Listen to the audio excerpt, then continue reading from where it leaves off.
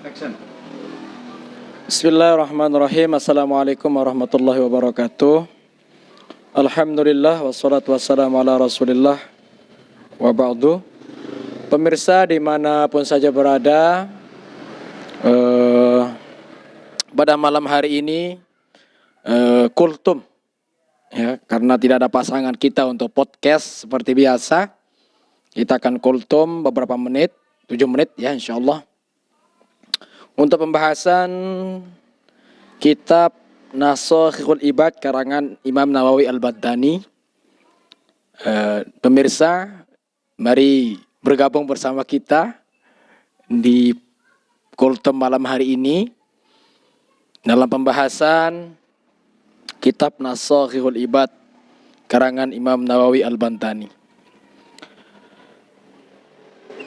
Ali radhiyallahu an berkata, al-ilmu khairun mirasin. Okay.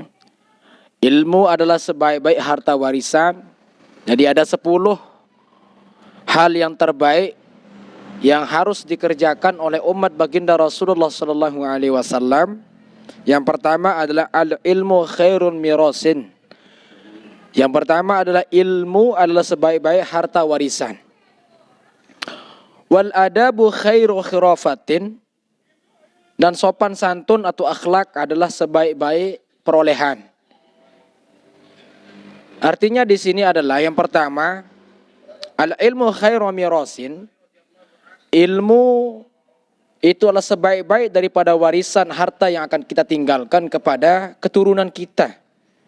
Yang dimana seandainya kita meninggalkan harta, kita tinggalkan warisan, tentu sekali ketika anak kita atau keturunan kita tidak memiliki ilmu, maka itu akan menjadi bencana, akan menjadi malapetaka buat mereka, tentu sekali akan menyebabkan perkelahian dan permusuhan di antara saudaranya.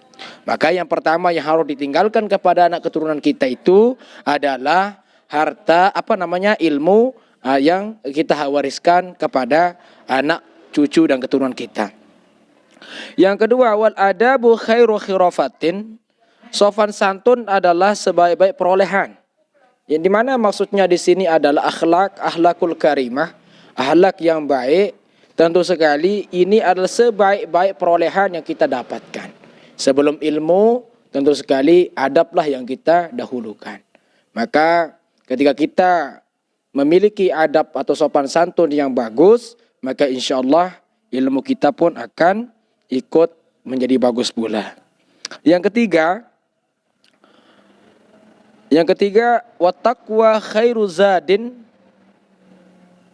Takwa adalah sebaik-baik bekal ke akhirat. Jadi takwa di sini adalah maknanya adalah kita merasa takut kepada Allah Subhanahu wa taala.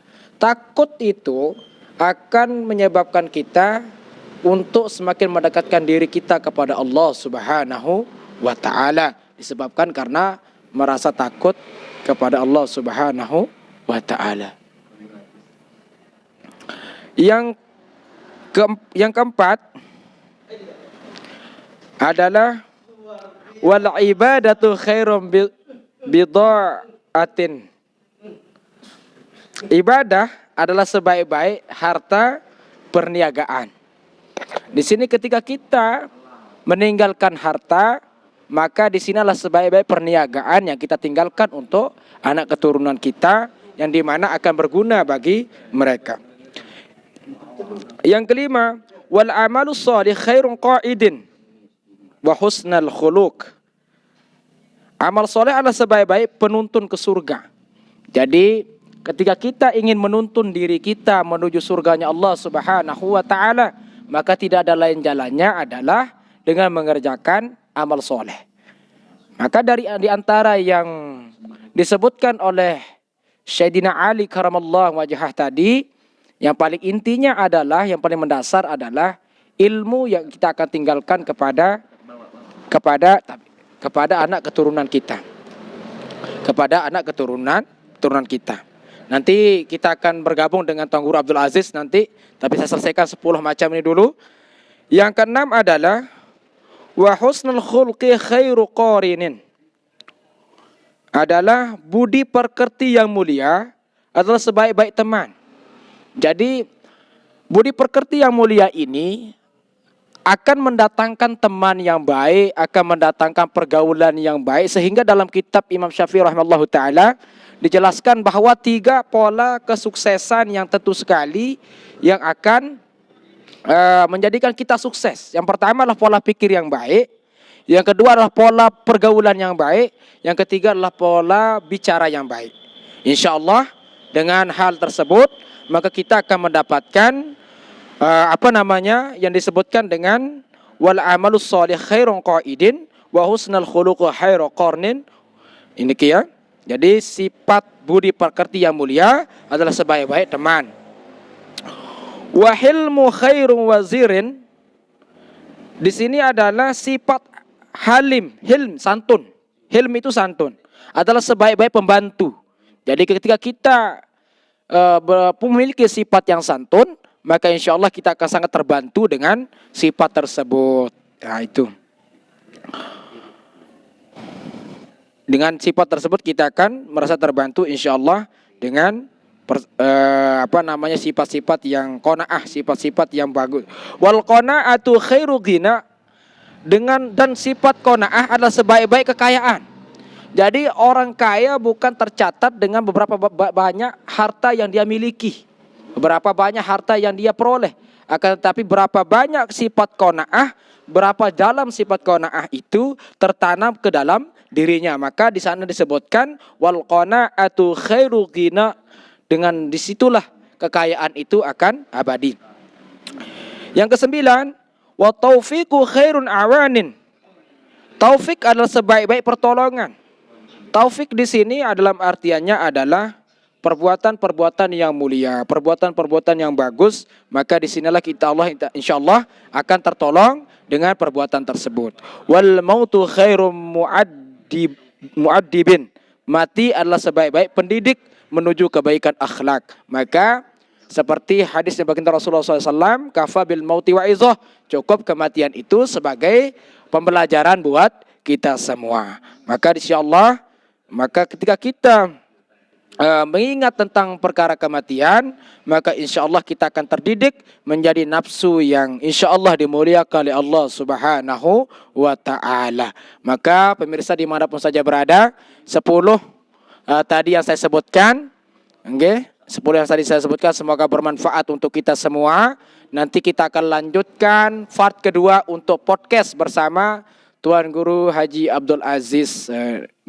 Nah, sekarang kita tutup dulu karena kita mau ngopi dan kita sholat isya dulu. Bincang-bincang. Apa wanita bincang?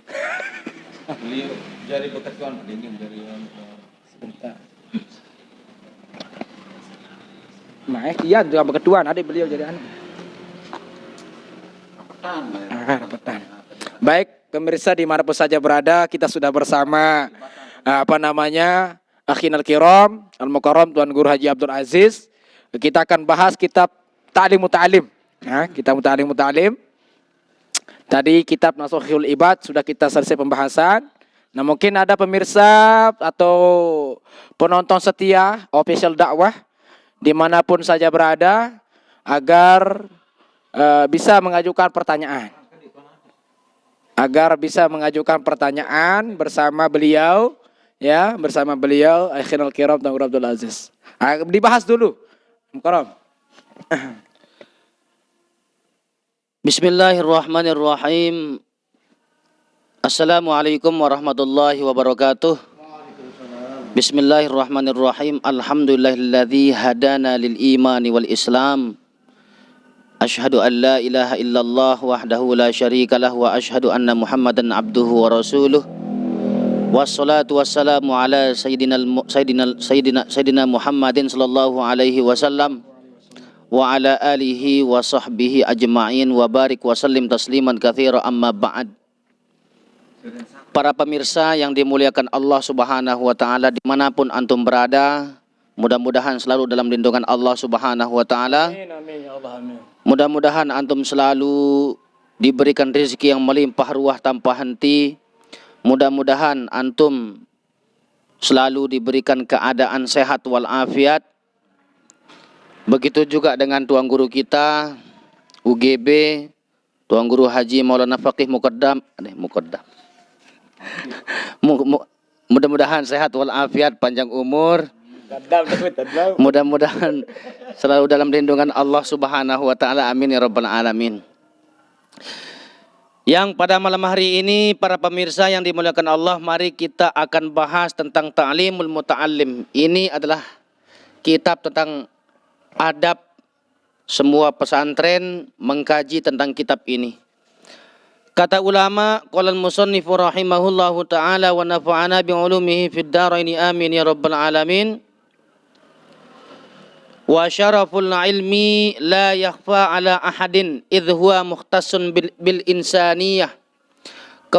Kemuliaan ilmu itu tidak tersembunyi atas seseorang, atas satu orang. Idh huwa mukhtassun, akan tetapi kemuliaan ilmu itu adalah khos bil insaniyah, khusus di manusia saja.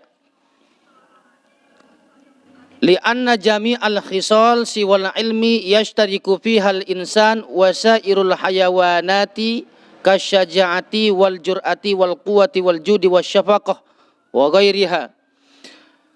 Kata ulama kita, karena semua perangai-perangai tersebut, karena semua perangai-perangai ini selain ilmu bisa dimiliki oleh manusia, kemudian semua hewan-hewan. Seperti apa? Seperti contohnya sifat pemberani.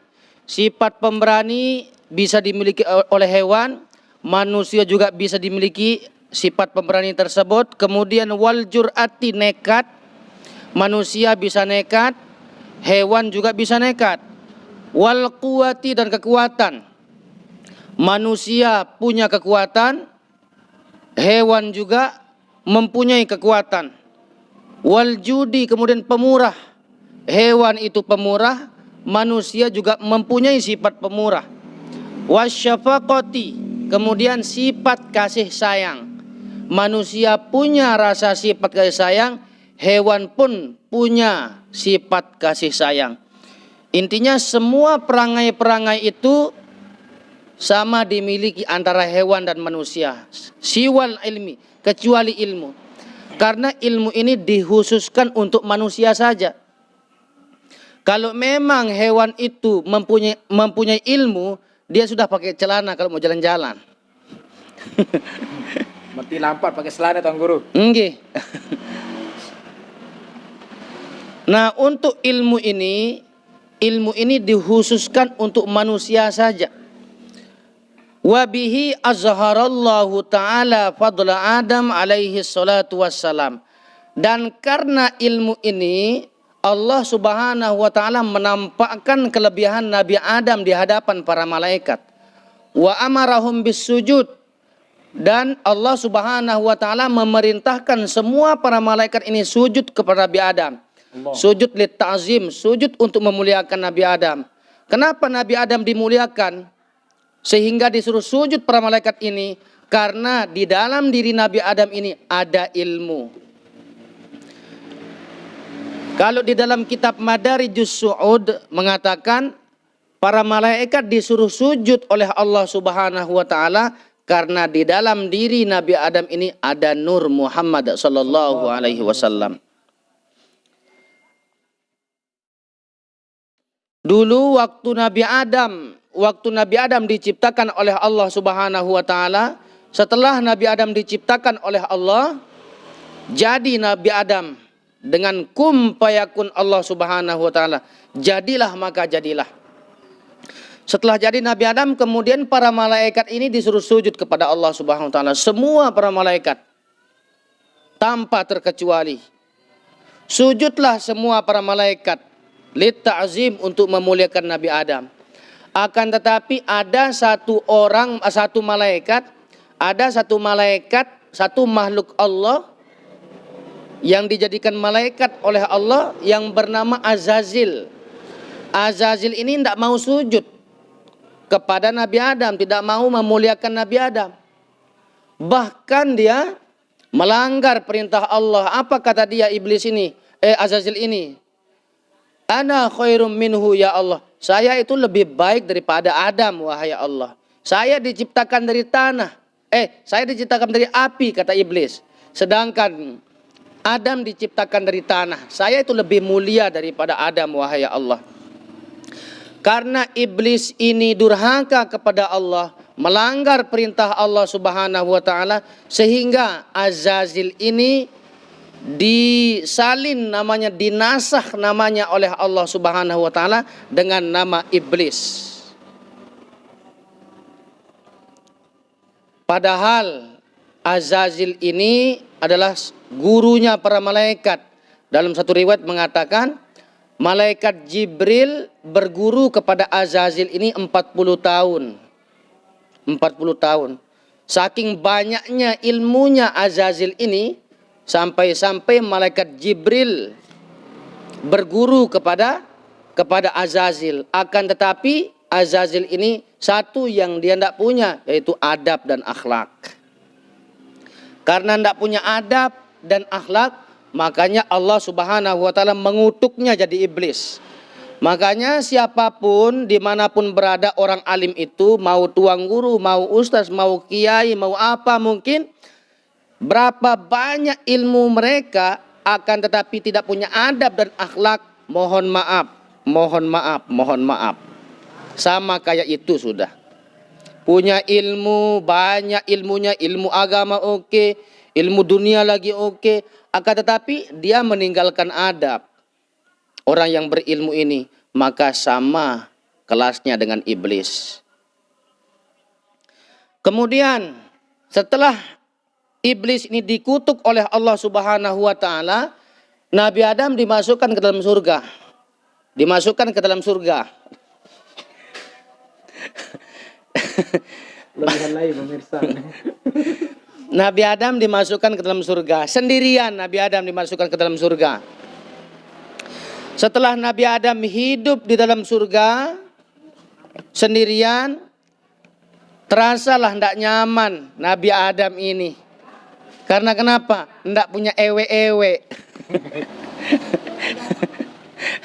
Tidak punya ewe-ewe dia, tidak punya cewek dia.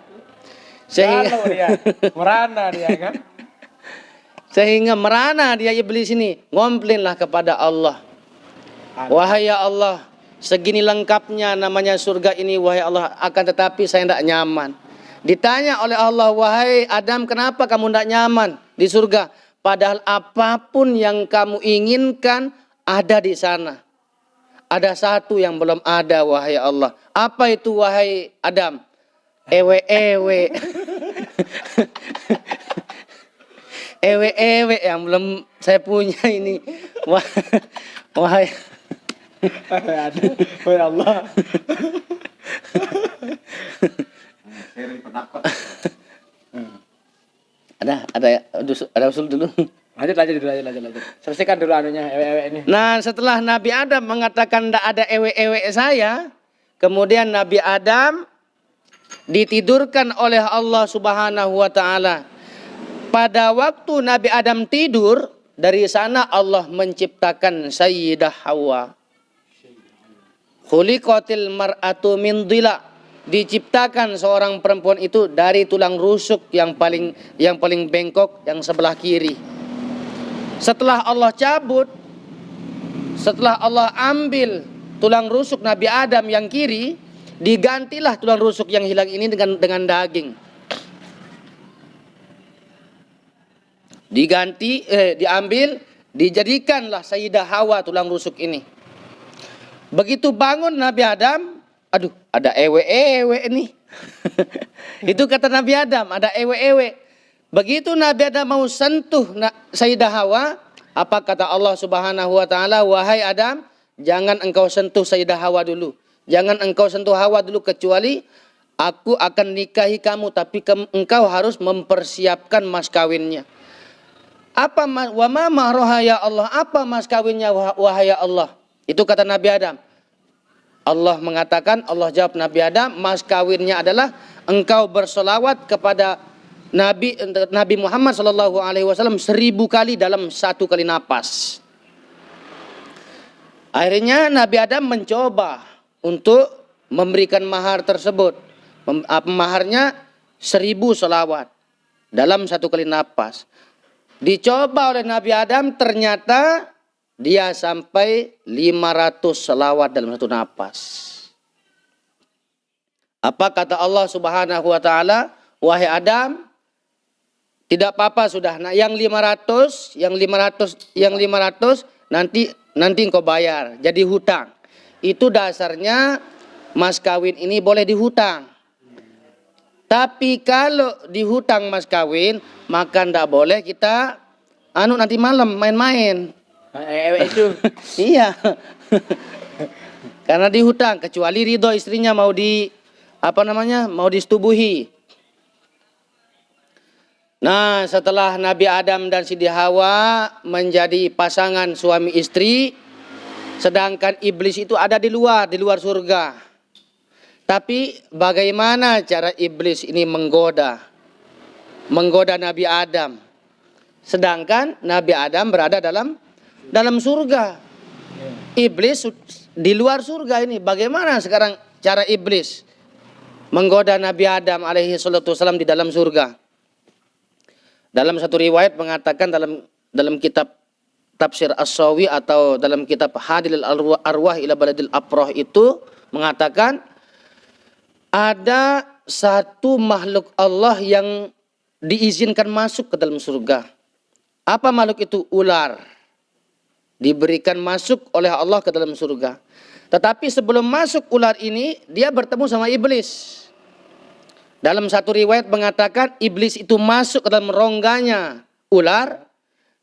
Riwayat lain mengatakan ular berpesan kepada iblis. Iblis berpesan kepada ular.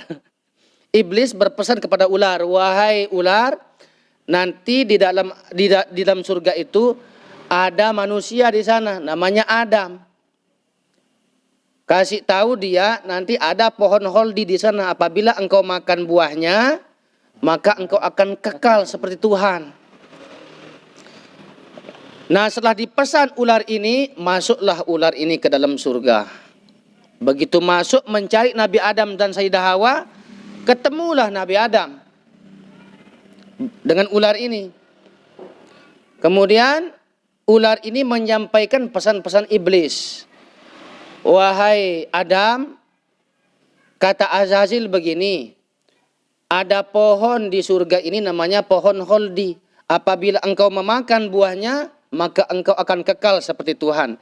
Tidak ada bedanya engkau dengan Tuhan dalam kekekalan. Sehingga Nabi Adam mencari pohon ini dengan semangat. Begitu dicari oleh Nabi Adam dan Sayyidah Hawa, ketemulah dia pohon holdi ini. Padahal Allah sudah kecam Nabi Adam. Wala taqrabus syajarata fatakuna minaz zalimin. Jangan kamu dekati pohon ini wahai Adam, wahai Hawa. Kalau kalian dekati pohon ini, maka engkau menjadi orang yang zalim. Akan tetapi karena nafsu Nabi Adam, perintah Allah itu hilang. Karena nafsu Nabi Adam. Sehingga diambillah oleh Nabi Adam buah kholdi ini, singkat cerita dimakan oleh Nabi Adam dan dimakan oleh Sayyidah Hawa. Setelah dimakan oleh Sayyidah Hawa, diabadikanlah pohon holdi itu di dadanya seorang perempuan yang terus selalu dibawa sama perempuan buah holdinya sampai sekarang ya. Kemana-mana, tidak bisa lepas-lepas. Dan itu sebagai ujian buat si Adam ini. Nah, setelah dia memakannya, Adam dan Hawa memakan buah holdi ini, Allah Maha melihat. Marah Allah Subhanahu wa taala. Kemurkaan Allah Subhanahu wa taala sangat besar sampai bajunya Nabi Adam ini dihilangkan, dilepas oleh Allah Subhanahu wa taala. Setelah dilepas bajunya Nabi Adam dan Sayyidah Hawa ini, Nabi Adam dan Hawa buru-buru mencari penutup aurat, daun-daunan menjadi penutup aurat. Pohon itu yang ia dekati oleh Nabi Adam, pohon itu berlari, tidak berani mendekat kepada Nabi Adam. Pohon yang lain didekati oleh Nabi Adam, pohon yang lain juga berlari. tetapi ada satu pohon yang berani didekati oleh Nabi Adam, namanya pohon tin. Namanya pohon tin. Nah, itulah yang diturunkan oleh Allah Subhanahu wa taala bersama Nabi Adam. Daun pohon tin itu. Nabi Adam diturunkan ke India, sedangkan Hawa diturunkan ke Jeddah. Dalam satu riwayat mengatakan 300 tahun lamanya Nabi Adam dan Sayyidah Hawa saling mencari sehingga bisa bertemu. Dalam riwayat lain juga mengatakan, ulama mengatakan 500 tahun saling mencari. 500 tahun meminta taubat kepada Allah sambil saling mencari antara yang dua ini sehingga dia bisa bertemu. Akhirnya bertemu di Arafah. Dia bertemu di Arafah. Kenapa dikatakan Arafah? Karena di sana dia, Nabi Adam ini saling mengenal dengan Sayyidah Hawa. Arafah itu mengenal, saling mengenal. Nggih. Kemudian Nabi Adam melepas kerinduannya atau saling memeluk di Jabal Rahmah. Dikatakan Jabal Rahmah karena di sana Nabi Adam dan Siti Hawa melepas kerinduannya, saling melepas kerinduan dengan saling memeluk. Kasih sayang. Mara umpama dengan seperti umpama orang yang baru menikah. Ya. Nah, setelah saling memeluk, saling mengenal, Sayyidah Hawa dan Nabi Adam pergi ke Mekah. Pergi ke Masjidil Haram. Ampure, salah teknis. Lanjut.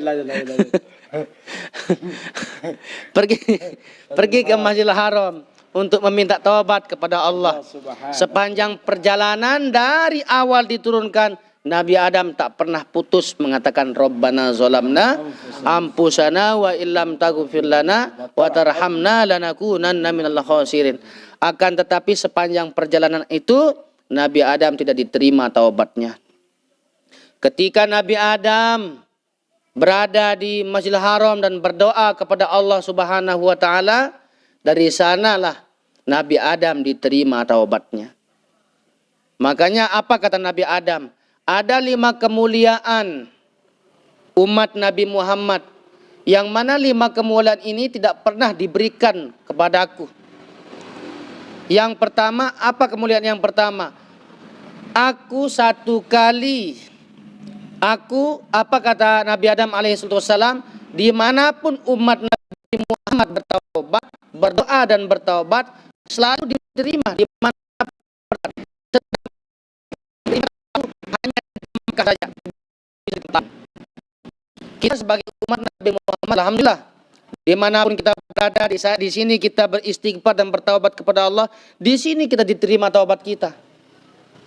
Makanya kita syukuri karunia Allah Subhanahu wa taala yang telah menjadikan kita umat Nabi Muhammad sallallahu alaihi wasallam. Wa inna ma syaraful ilmi li kaunihi wasilatan ila taqwa alladhi yastahiqu bihil karamah indallahi ta'ala. Hanya saja kemuliaan ilmu itu sebagai jambatan, sebagai jalan untuk kita bertakwa kepada Allah. Apabila kita tidak punya ilmu, maka kita tidak bisa bertakwa. Dengan ilmu ini adalah sebagai jambatan kita supaya kita tahu bagaimana cara bertakwa kepada Allah Subhanahu wa taala. Alladzi yastahiqu bihil karamah, yang mana dengan takwa ini yang menarik kemuliaan Allah Subhanahu wa taala terhadap kita. Wasa'adati, dan dengan bertakwa itu kita akan menjadi bahagia di dunia maupun di akhirat. Barang siapa yang bertakwa kepada Allah, maka apa kata Allah? Man ata Allah adkhalahul jannah. Barang siapa yang taat kepada Allah, maka dia akan masuk surga. Napi. Oh ya. Oh, sering-sering. Tanya jawab maksudnya jawab. Baik pemirsa dimanapun saja berada, kita sudah menyimak tadi pembahasan kitab Ta'limut Ta'lim yang sudah dibacakan oleh akhinal kiram, Tuan Guru Haji lalu Abdul Aziz. Dari beberapa penyampaian beliau dalam kitab Nike Jamaah Senamian yang terhormat dan muliakan, dari sejarah Nabi Adam alaihissalam, bahwa kita bisa mengambil kesimpulan bahwasanya ketika kita selaku umat baginda Rasulullah sallallahu alaihi wasallam, ketika kita mengejar perkara yang memang bentuknya dilarang oleh Allah Subhanahu wa taala, tentu sekali kita tidak akan mendapatkannya, melainkan kita akan celaka baik di dunia maupun akhirat. Maka disinilah bisa kita mengambil hibrah pelajaran sebagai gambaran. Tadi dalam kisah sejarah tersebut, ketika Nabi Adam alaihissalam dihilangkan bajunya oleh Allah Subhanahu wa taala, maka dia berlari ke pohon yang satu dan ke pohon yang lain, namun pohon itu pun menghindar dari Nabi Adam alaihissalam. Begitu pula dengan kita, ketika kita hendak atau sudah melakukan perbuatan yang celaka atau yang salah, tentu sekali ketika kita mau pergi ke orang yang lain, tentu sekali orang yang lain itu akan pergi menjauhi kita. Maka inilah hibrah atau pelajaran yang kita bisa ambil dari Nabi Adam alaihissalam. Namun walaupun setinggi apapun dosa kita, sejahat apapun kita, namun ketika kita tidak pernah putus dengan rahmat Allah, ketika terus kita berharap bahwa taubat kita akan diterima oleh Allah Subhanahu wa taala, maka disinilah letak keindahannya, disinilah letak kemabruran, keindahan yang insya Allah tentu akan menjadikan kita menjadi hamba yang pandai belajar dengan apa yang sudah terjadi.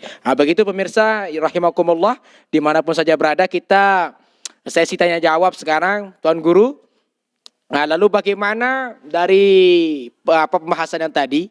Dari pertama yang bahaskan kitab Nasuhul Ibad karangan Imam Nawawi Al-Bantani, yang pertama tadi adalah ilmu adalah warisan yang terbaik yang tentu sekali kita akan tinggalkan kepada anak atau keturunan kita. Disambung dengan pembahasan tentang ilmu adalah sebagai ujung landasan untuk menjadikan kita menjadi orang yang mulia. Lalu bagaimana Tuan Guru, kita di zaman ini tentu sekali banyak orang di luaran sana yang menganggap ilmu ini tidaklah begitu penting. Mengapa saya mengatakan demikian? Karena ketika orang membicarakan tentang ilmunya Allah, ketika dia membicarakan tentang agamanya Allah, dia menganggap ini adalah suatu dongeng, suatu cerita yang tentu sekali tidak akan menyentuh kepada kolbu mereka. Lalu apa yang salah? Lalu letak salahnya di mana? Bagaimana cara kita menanggapi hal demikian agar tentu sekali nilai menuntut ini tidak berkurang sama sekali. Dalam artian semangat jiwa menuntut kita tetap optimis bahwa ilmu adalah betul-betul rahmatan lil alamin yang tentu sekali diturunkan kepada Nabi Muhammad SAW, dan itu diwariskan kepada ulama, dan ulama ini menyebarkan kepada umatnya. Namun di kalangan lain juga banyak umat yang tidak menganggap penting ilmu ini, karena yang terpenting adalah fulus, kepeng. Lamunah kepeng teluwe, japat ilmu. Demikianlah Tuan Guru, coba dijawab dan mohon pencerahannya kepada pemirsa yang menonton pada malam hari ini. Terima kasih. Terima kasih banyak, sebenarnya beliau bisa menjawabnya. Tapi iya wantani jan.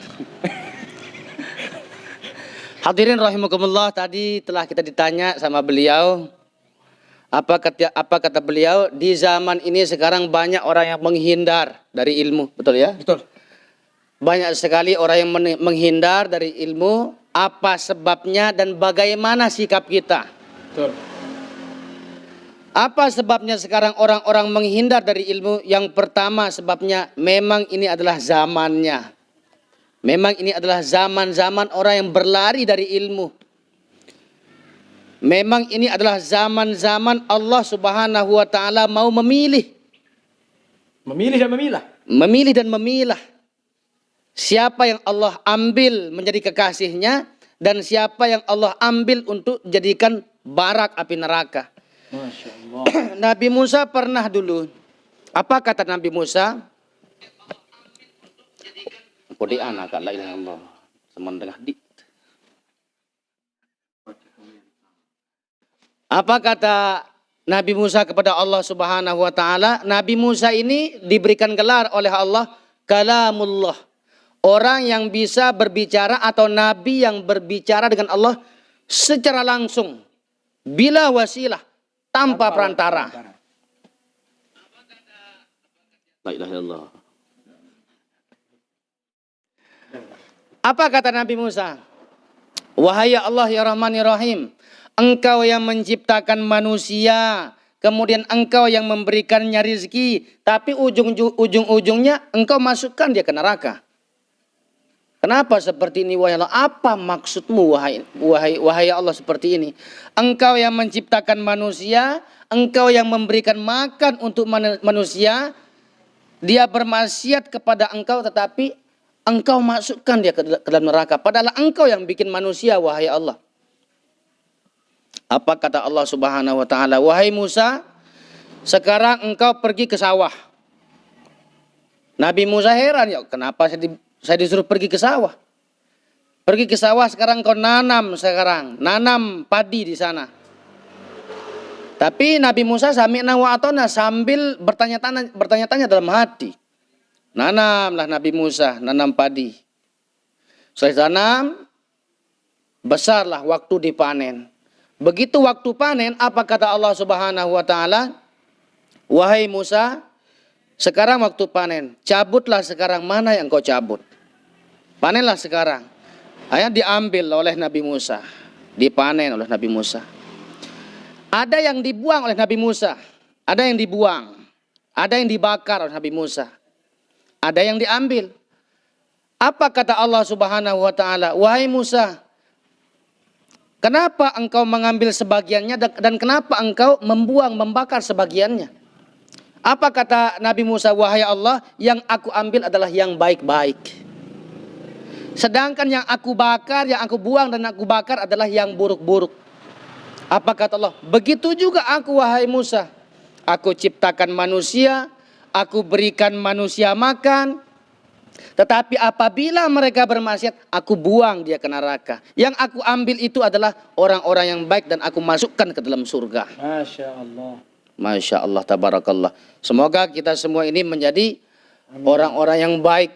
Orang-orang yang mempunyai derajat di sisi Allah Subhanahu wa taala. Amin amin ya rabbal alamin. Kemudian sekarang apa penyebabnya orang-orang ini sekarang lalai dari menuntut ilmu? Seakan-akan cerita akhirat, cerita neraka itu dijadikan sebagai dongeng. Mohon maaf ini ya, apa kata ulama, barang siapa yang tidak percaya dengan perkataan-perkataan atau hadis-hadis Nabi Shallallahu Alaihi Wasallam tentang neraka, tentang surga, tentang intinya semua perkataan Nabi dia tidak mempercayainya, berarti dia kafir, non Islam. Mohon maaf. Kemudian bagaimana sikap kita sekarang? Sikap kita kepada orang-orang yang lalai dalam menuntut ilmu ini, terus kita memberikan dia saran, terus kita memberikan dia evaluasi supaya mereka datang.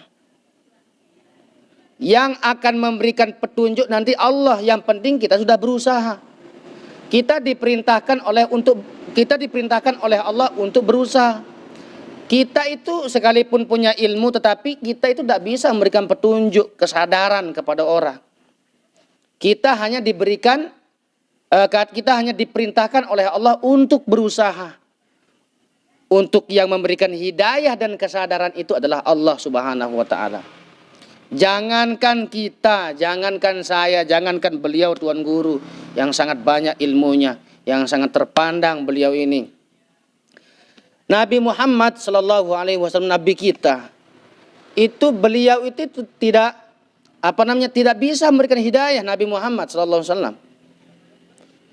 Ketika Abu Thalib meninggal dunia, setelah Abu Thalib meninggal dunia, apa kata Nabi Muhammad sallallahu alaihi wasallam? Karena teringat dengan perjuangan Abu Thalib yang telah membelanya, padahal agama dalam satu riwayat mengatakan waktu Abu Thalib ini hidup, sekalipun beliau beragama non-Islam, akan tetapi selalu dia membentengi Nabi, melindungi baginda Nabi Muhammad SAW. Sampai-sampai ada orang-orang non-Islam datang dulu. Apa kata orang-orang non-Islam ini ke rumah Abu Thalib? Datang ke rumah Abu Thalib. Wahai Abu Thalib, di mana anak saudaramu? Aina ibnu akhika ya Abu Thalib? Di mana anak saudaramu wahai Abu Thalib? Muhammad sallallahu alaihi wasallam. Oh, dia di dalam, kata Abu Thalib. Panggilkanlah aku ke sini. Apa kata Abu Thalib? Mau apa kamu panggil Muhammad? Dia itu Muhammad ini sering mencela Tuhan-Tuhan kami. Dan dia sekarang sudah mulai menampakkan agama selain agama kami. Tapi kami maafkan karena kami melihat engkau wahai Abu Thalib. Apabila Muhammad ini tidak kembali kepada agama nenek moyang kita, maka pedang yang akan main wahai Abu Thalib. Apa kata Abu Thalib? Berani engkau melukai Muhammad, hadapi aku dulu. Datanglah Nabi Muhammad sallallahu alaihi wasallam dan duduk di kursinya Abu Thalib. Di kursinya Abu Thalib dia duduk, di kursi pamannya. Apa kata orang-orang non-Islam yang ada di sana? Termasuk Abu Lahab di sana. Abu Jahal, Abu Lahab. Abu Lahab. Termasuk Abu Lahab di sana. Apa kata Abu Lahab? Wahai Abu Thalib, lihat anak saudaramu itu yang bernama Muhammad. Dia duduk di atas kursimu. Dia tidak punya adab dan akhlak Muhammad ini. Apa kata Abu Thalib? Sekarang dia duduk di atas kursiku. Besok dia akan duduk di atas lehermu. Di atas kepalamu dia akan duduk. Artinya sekalipun Abu Thalib ini beragama lain, dalam satu riwayat ya, mengatakan seperti itu. Akan tetapi Abu Thalib ini sangatlah membentengi baginda Nabi Muhammad SAW. Sangat melindungi Nabi Muhammad SAW. Itulah yang diingat oleh Nabi waktu Abu Thalib ini meninggal dunia. Sehingga Nabi Muhammad, apa kata Nabi Muhammad? Astaghfirullahalazim li ammi ya Allah. Ya Allah, aku mintakan ampun untuk pamanku. Turunlah ayat. Ya Muhammad, innaka la tahdi man ahbabta walakinnallah yahdi man yasha. Wahai Muhammad, engkau tidak bisa memberikan hidayah. Tetapi yang mampu, yang bisa memberikan hidayah itu hanyalah aku, kata Allah. Artinya Nabi Muhammad SAW ini tidak bisa memberikan hidayah. Akan tetapi barang siapa yang mengikuti Nabi Muhammad akan diberikan hidayah. Nah, begitulah sikap kita. Terus kita mengevaluasi, terus kita mengajak. Dengan ajakan kita, dengan evaluasi kita, dengan ikhtiar kita, insya Allah, Allah akan memberikan hidayah kepada orang-orang yang lalai dalam menuntut ilmu. Masya Allah, luar biasa. Sedikit ini dari Al-Karam terkait dengan taklim muta'alim, adab-adab dalam menuntut ilmu. Kadang kita di majelis-majelis taklim ini, majelis ilmu ini, kadang ibu-ibu disuguhkan air gelas. Ya. Ketika disuguhkan air gelas, air ini tidak habis mereka minum. Apakah membazirkan air minum itu sehingga membuat sampah di majelis-majelis ilmu itu? Apakah termasuk bisa mengurangi keberkahan ilmu atau bagaimana? Dari sahabat UGB dulu. Baik, bismillahirrahmanirrahim. Pertanyaan dari netizen ini ya Ustaz Fajri ya. Pertanyaan dari netizen atau ibu-ibu majelis yang disuguhkan air minum ketika sedang talib atau menuntut ilmu, lalu air tersebut tidak dihabiskan untuk diminumnya. Begitu Tuan Guru ya pertanyaannya. Pertama, jika air minum itu disuguhkan terlalu banyak, mungkin ya sekitar segalon, setengah, sadangan sekian dengan niki Tuan Guru, lalu tidak dihabiskan, maka tidak dikategorikan mubazir. karena airnya terlalu banyak. Akan tetapi ketika air tersebut porsinya cuma 1 gelas, yang gelas air gelas ini, maka ketika diminum lalu tidak dihabiskan, maka masuk dalam kategori mubazir, karena kategorinya adalah air ini sangat minim sekali. Jika dihabiskan untuk 1 porsi orang, maka ini pasti akan habis. Tapi terkadang niatnya bukan untuk diminum, tetapi hanya untuk mubazirkan. Maka ini masuk kategori mubazir yang satu. Yang kedua, apakah ini mengurangi keabsahan penuntut ilmu atau istilahnya mengurangi nilai keberkahan? Tentu sekali nilai berkah ini tidak bisa dikategorikan kurang berkah atau tidak berdasarkan air tersebut.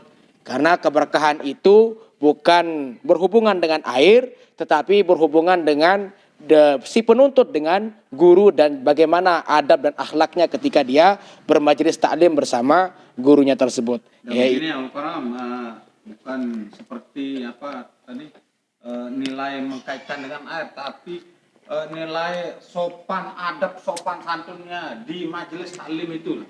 Baik. Sopan santunnya di majelis taklim berkaitan dengan air, begitu. Maka bagi penuntut ilmu, maka harus memiliki, ini pengalaman kita di pondok pesantren Tuan Guru. Pengalaman kita di pondok pesantren harus memiliki rasa bertanggung jawab dan kedisiplinan. Jadi ketika kita memiliki rasa bertanggung jawab dan merasa bahwa majelis taklim tersebut adalah milik bersama, maka otomatis kita akan menjaga kebersihan daripada majelis taklim tersebut. Lebih afdalnya begini, maka bekas air minum ini maka dibawa saja pulang, nanti dibuang di tong sampahnya masing-masing, begitu ya penyelesaiannya, supaya karena insya Allah berkahnya tetap ngalir walaupun air minum tak dihabiskan. Cuman kalau dikatakan gori mubazir, kalau dia kategorinya air cuma segelas gini lalu tidak dihabiskan, maka masuk kategori mubazir. Tapi kalau segalon penuh aja dan kategori mubazir jangan, karena terlalu banyak, tidak muat diminum oleh 1 orang. Dan terkini terkadang jamaah yang menuntut ilmu itu Al-Karam tidak peduli, kadang-kadang lupa mungkin, sisa bekas air gelas ini dibuang sembarangan. Seperti hadis Nabi kan, kebersihan itu sebagian daripada iman. Apakah bisa dikategorikan mereka yang membuang sampah sembarangan di majelis-majelis ilmu itu kurang beriman? Baik, Bang Guru Abdul Aziz, ya. Sila gantian. Sudah selesai tadi. Hadirin rahimakumullah. Jadi yang pertama jawabannya adalah ada ungkapan para ulama di dalam kitab Mahfuzat mengatakan at-tabdziru mufakkirun. Orang yang suka memubazir-bazirkan makanan itu calon orang-orang yang akan fakir. Kalau kita memang kita tidak akan sadari. Kita membazirkan air sekarang. Kita tidak akan sadari, nanti Allah akan balas. Semua apa yang kita lakukan ini akan ada balasannya. Kita memubazirkan makanan sekarang. Kemudian air minum. Suatu saat Allah akan balas dengan apa? Dengan kepakiran. Kita dijadikan fakir. Kemudian apa pertanyaan tadi juga? Terkait dengan kebersihan itu sebagian daripada iman. Tidak menjaga An-nazafatu minal iman, itu pertanyaannya. Belum. Baik hadirin wal hadirat, pemirsa dimanapun saja berada, demikianlah kita sedang berjorak-jorak sambil kita mengkaji di sini. Ini datang pertanyaan dari netizen ini, bahwa ada ungkapan, entah itu hadis atau apa, kata Ustadz Fajri, an-nazafatu minal iman. Kebersihan itu sebagian daripada keimanan kita. Maka memang betul. Maka nilai daripada suatu ibadah tergantung bagaimana cara kita menjaga kebersihan.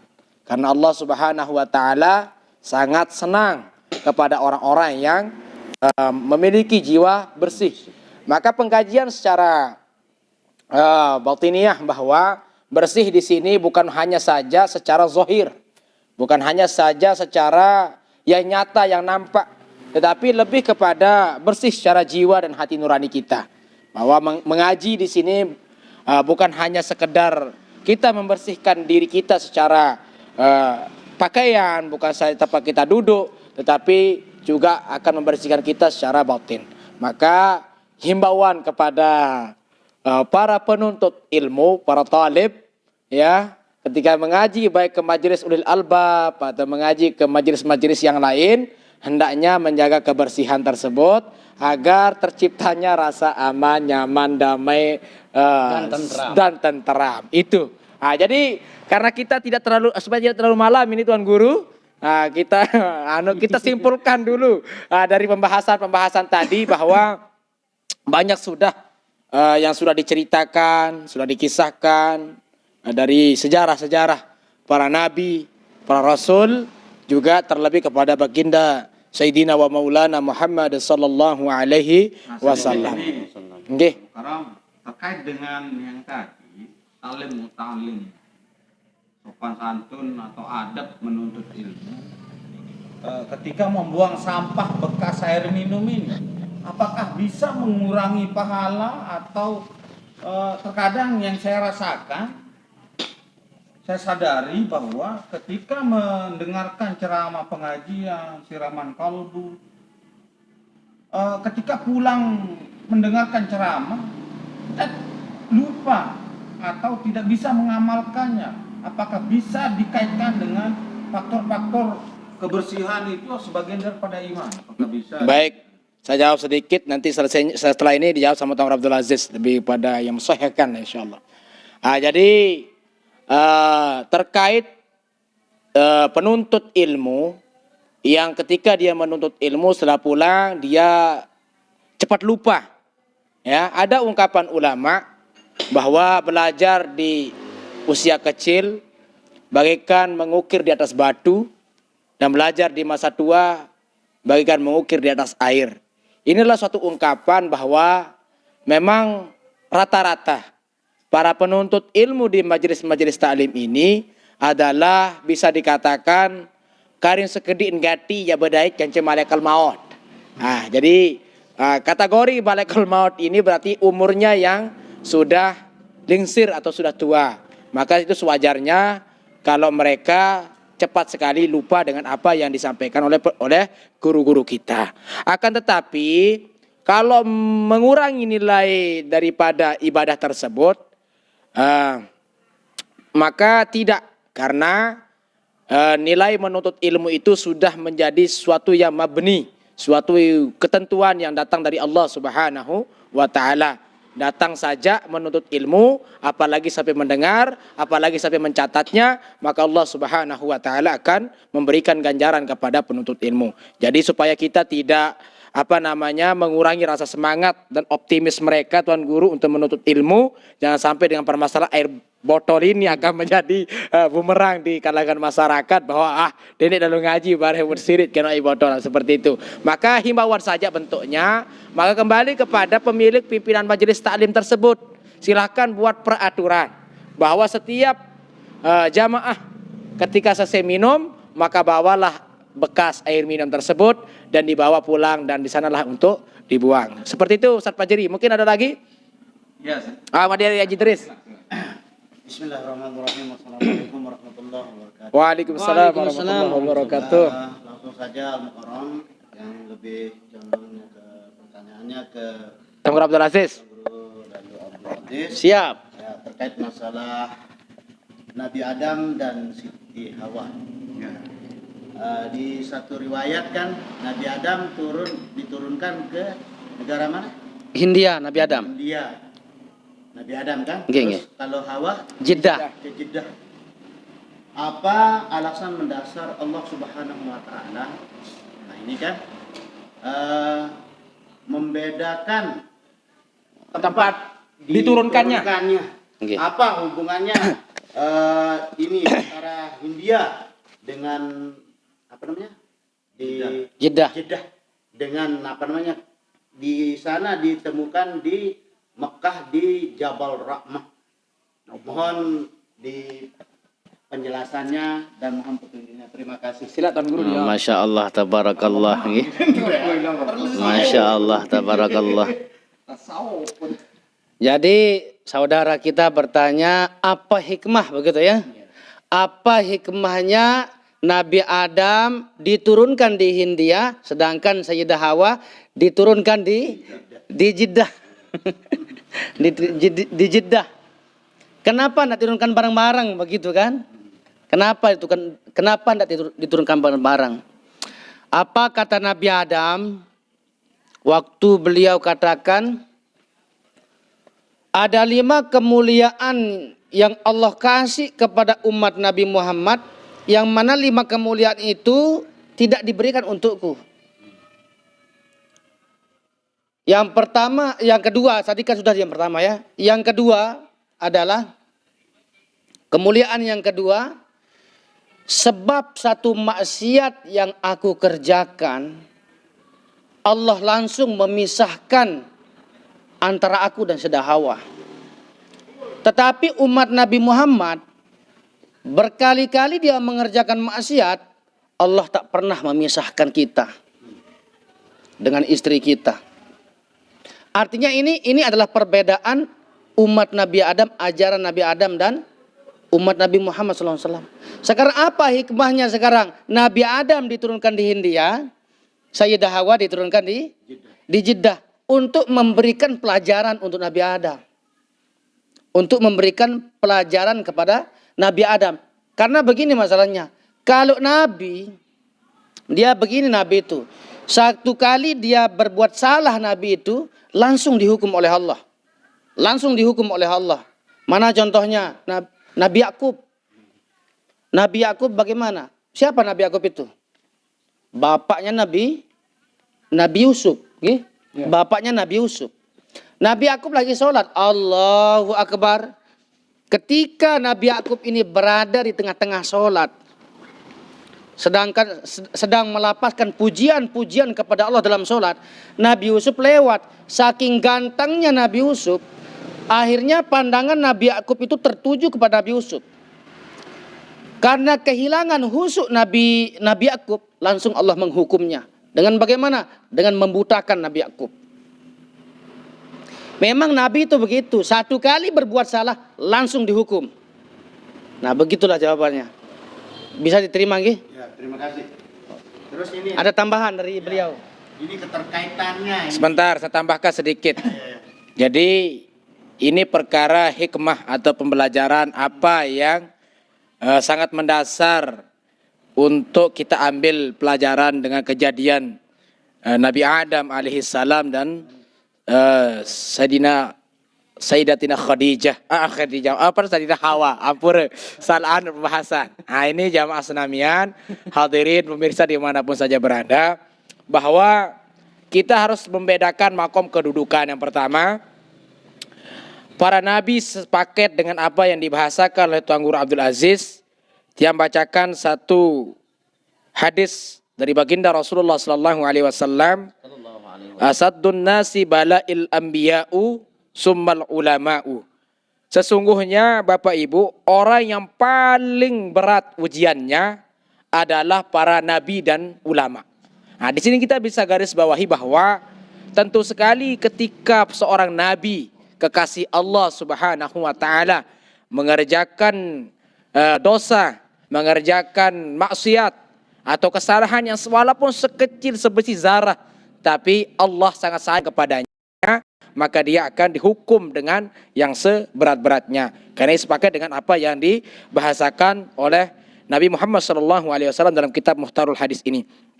Asadun nasi bala'al anbiya'u summal ulama. Jadi yang paling berat ujiannya adalah para nabi, kemudian para ulama. Lalu bagaimana dengan fenomena yang saat ini, ketika zaman para nabi sudah kita lewati, zaman para tabi'in, zaman para sahabat, zaman para suhada, zaman para sholihin sudah kita lewati bersama. Nah, di sini kita masih pada fase ulama. Nah, maka kita mungkin sering melihat ulama-ulama kita yang tentu sekali ulama-ulama kita yang tentu sekali diuji oleh Allah Subhanahu wa taala di batas nilai rata-rata orang biasa.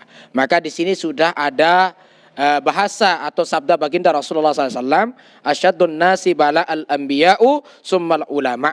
Oke, jadi itu adalah suatu yang lumrah. Maka diberikan derajat yang lebih tinggi sesuai dengan kapasitas ujian yang diberikan oleh Allah Subhanahu wa taala. Demikian. Ini ada pertanyaan dari jamaah yang tidak mau disebut namanya. Tapi hukuman terujuk langan HP. Misalnya suami milik Malaysia mu beseang terus dia terujuk langan HP. Ini sah. Sah niki terujuk nih. Baik, ini ada datang pertanyaan dari saudari kita, nama akunnya hamba Allah, nggih, hamba Allah yang sedang berada di jauh sana. Assalamualaikum, nunasan berembe hukum terujuk langan HP. Misal suami le Malaysia mu beseang, terus ya rujuk langan HP. Nah, baik, nanti kita akan sama-sama membahas ini bersama Tuan Guru Abdul Aziz.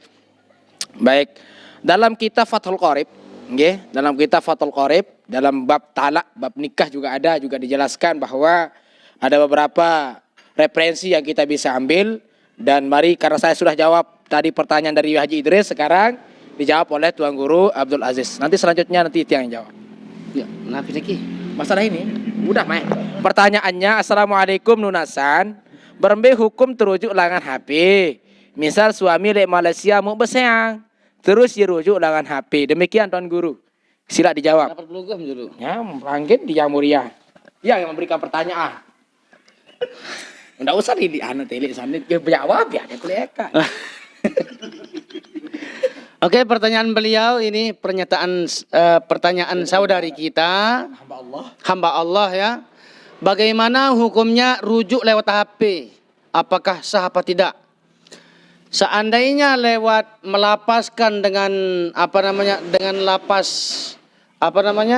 Lapas melalui HP saya talak. melapas lewat HP atau nelpon atau pesan suara yang bisa dikenal suara itu, maka sah rujuknya.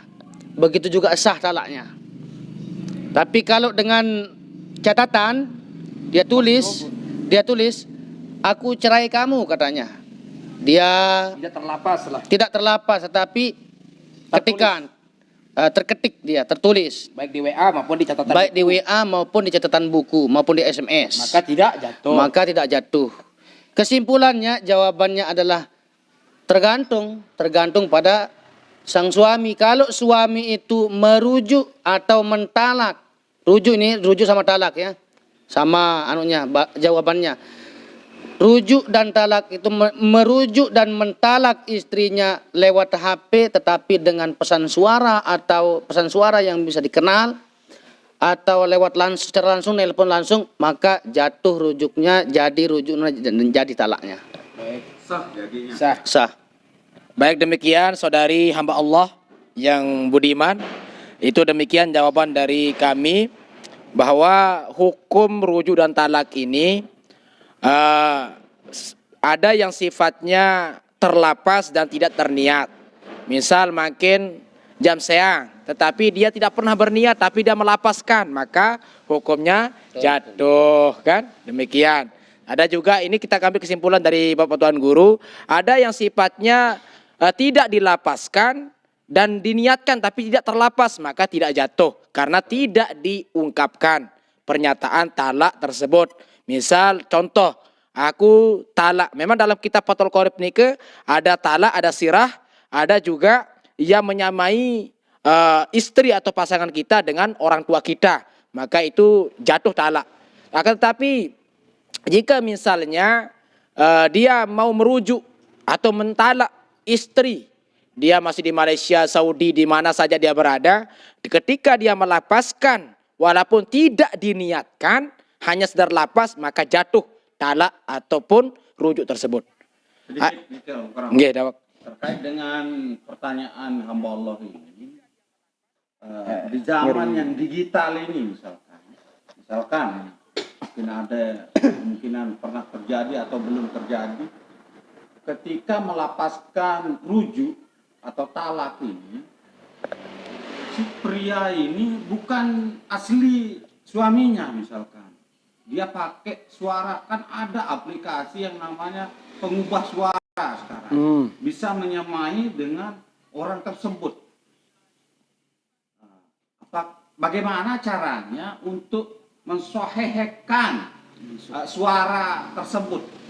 Baik, ini mengenai aplikasi. Ya, bisa. Mungkin aplikasi AI, apa namanya itu? AI apa namanya? Aplikasi AI itu yang bisa menyerupai fulan bin fulan, walaupun fulan itu tidak pernah menyatakan hal demikian. Ini pertanyaan yang membaku.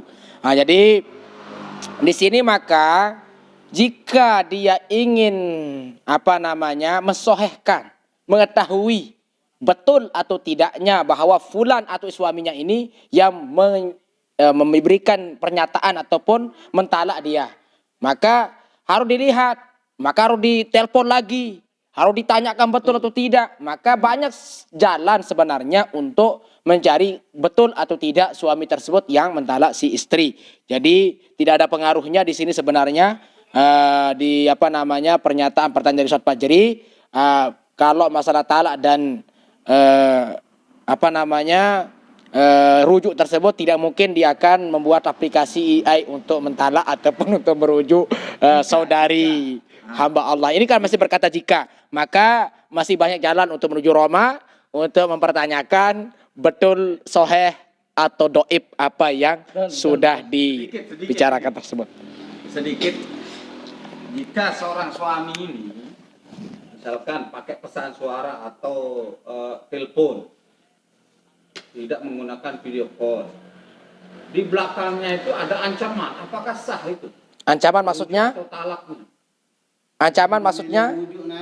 Ya, mungkin ada ancaman dari siapa? Oh baik, misalnya lamu mende seang, apapun alasannya, baik ada ancaman ataupun tidak, ketika terlapas, maka sudah jelaskan tadi, diniatkan atau tidak diniatkan. Ketika dia berbentuk lafaz, akseang, telak baluk lekor misal, ampurayan. Walaupun di belakangnya ada ancaman, tapi dia melapaskan, baik terniat atau tidak, tapi terlapaskan, maka jatuh hukumnya. Terkecuali dia tidak melapaskan, tetapi berniat, tapi tidak melapaskan, maka tidak jatuh. Di sini, Ustaz Fajri. Ulang itu. Baik, saya ulangi lagi jawaban saya. Terlepas begini. Jadi lamu pasal talak ataupun rujuk ini din kanggu tepiak jari bejorak-jorak. Ada bejorak-jorak jari tetu jari bejorak. Betul. Nah, termasuk ini bejorak-jorak jari tetu. Maksudnya adalah mungkin sepulangnya dari rumah orang tuanya, lalu dia diancam oleh orang tua si laki-laki, lamun dek sayang senina menani, kendek gabe pencerengan sawak cerengan 3 bulan misal ini kan, arah pencerengan ini dengan tu, diancamlah demikian, lalu si laki-laki ini mengikuti atau mengiyakan, ya ini kan, mengikuti atau mengiyakan apa yang disuruh oleh orang tuanya. Sesampai di rumah, lalu mengatakan kepada istrinya, ku sayang ante, ku sayang kamu. Kuta tak telu mente ni. Begitu mungkin bahasanya Tuan Guru kan. Maka tetap hukumnya jatuh. Karena tidak terlepas dari ada ancaman atau tidak. Tetapi ketika terlepaskan maka tetap hukumnya jatuh. Itu Ustaz Fajri. Mungkin ada lagi? Masih mengganjal Ustaz Fajri. Ini marah niki kan. Jika seorang suami mau dibunuh misalnya, mau dibunuh, pakai parang, pakai pistol, mau dibunuh, ceraikan istrimu, kalau tidak saya akan bunuh. Apakah jatuh talaknya itu? Baik, sila Tuan Guru jawab lagi. Hadirin rahimakumullah, jadi pertanyaan beliau tadi dan jawaban beliau alhamdulillah lumayan memuaskan. Tetapi bukan saya melengkapi ini, tapi mengimbangi. Paksaannya bagaimana sebenarnya?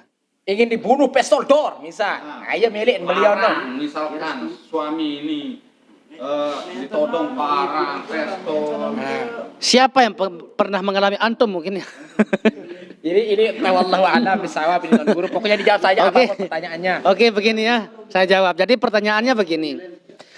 Ada seorang suami yang dipaksa cerai istrinya, dipaksa oleh orang lain. Kalau dia tidak mencerai istrinya, maka dia akan dibunuh. Ini artinya dalam ibarat itu mukrohan. Ya, betul. Mukrohan itu dipaksa. Sebenarnya semua ibadah yang dikerjakan, semua ibadah yang dikerjakan itu kalau ada pemaksaan di dalamnya, maka tidak ada dosa. Ampun aja niki. Iya, betul. Maka maksudnya tidak ada dosa niki, tidak bersalah. Contohnya puasa. Kita puasa sekarang. Kita dipaksa minum atau dipaksa makan. Kalau kita tidak minum atau tidak makan, maka kita dibunuh.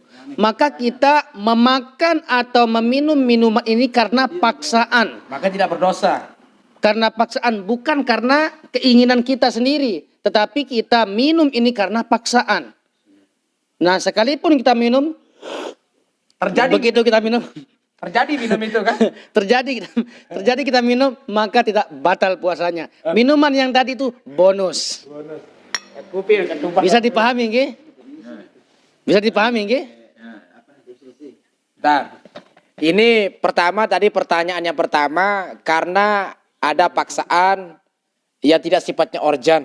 Tetapi ditambah lagi pertanyaan kedua, mau dibunuh. Daripada nak nyawa telang dindik manusia. Di tengah gawah doa lamut lapah daripada nyawa telang bawi bau jadi halal nih kan? Demikianlah itu bonus. Maka jawabannya itu tergantung apa yang dipertanyakan.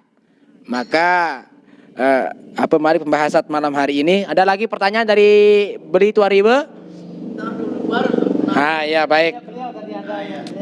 Lagi sekali. Ayo. Pertanyaan ini terkait masalah cerai dan talak kan?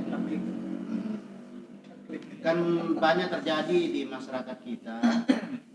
Ini ada rumah tangga yang bercerai secara agama. Nah, artinya dia sudah talak satu ini. Cerai pertama dia. Oke. Ketika Niki kan dia mau rujuk talak, dia ini kan suaminya, dia masih lagi 2 minggu lah idah kan? Masa idahnya Kan. Akan tetapi yang laki-laki ini mau merujuk kan, tapi istrinya tidak mau. Bagaimana itu? Apakah dia sah atau gimana?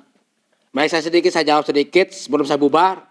Nanti dia jawab sama Tuan Guru Abdul Aziz. Karena udah malam sekali. Kalau masalah rujuk ini, mau atau tidak mau, dari mempelai perempuan ini, maka tetap dia sah rujuknya.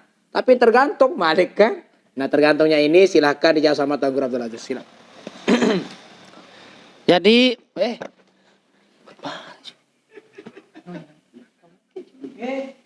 pertanyaannya adalah, apakah sah rujuknya?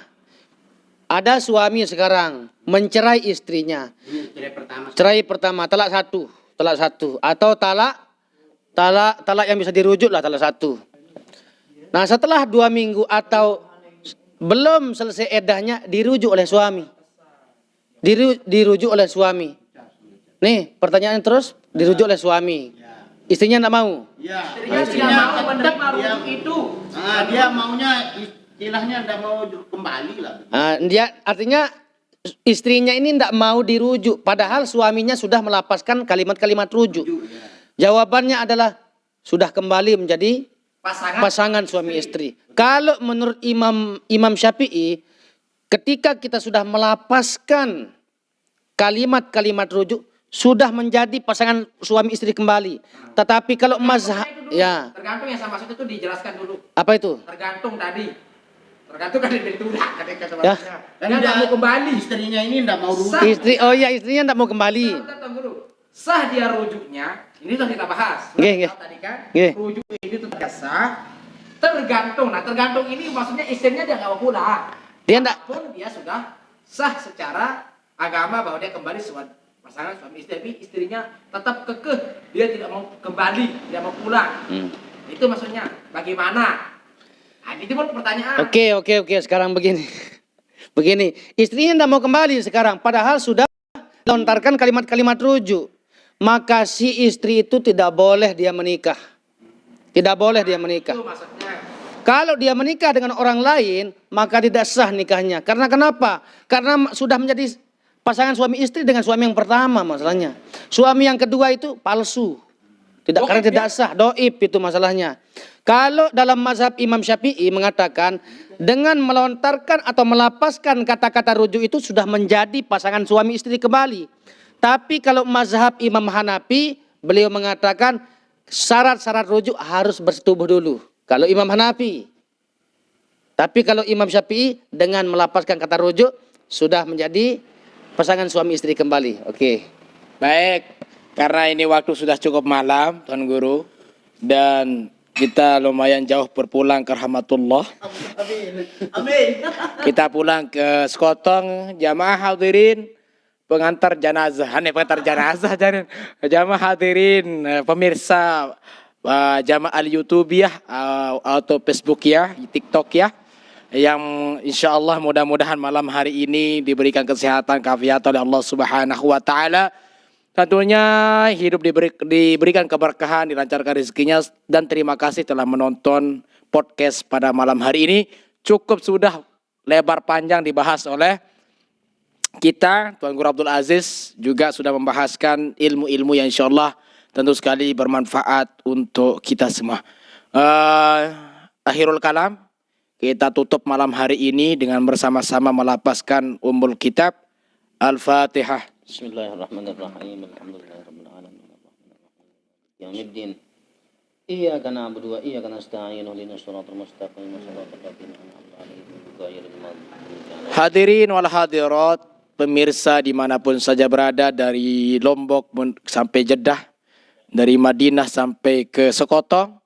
Terima kasih telah menonton podcast kami. Semoga bermanfaat apa yang sudah kita bahas pada malam hari. Terima kasih Tuan Guru atas waktunya, dan tumben kita bisa podcast malam hari ini, dan insya Allah kita akan istiqomah untuk podcast-podcast berikutnya. Mari para Tuan Guru yang punya kesempatan untuk podcast menyebarkan ilmu lewat podcast malam hari ini bisa bergabung nanti di podcast selanjutnya bersama narasumber sekaligus sebagai moderator ini, Tuan Guru Haji Abdul Aziz.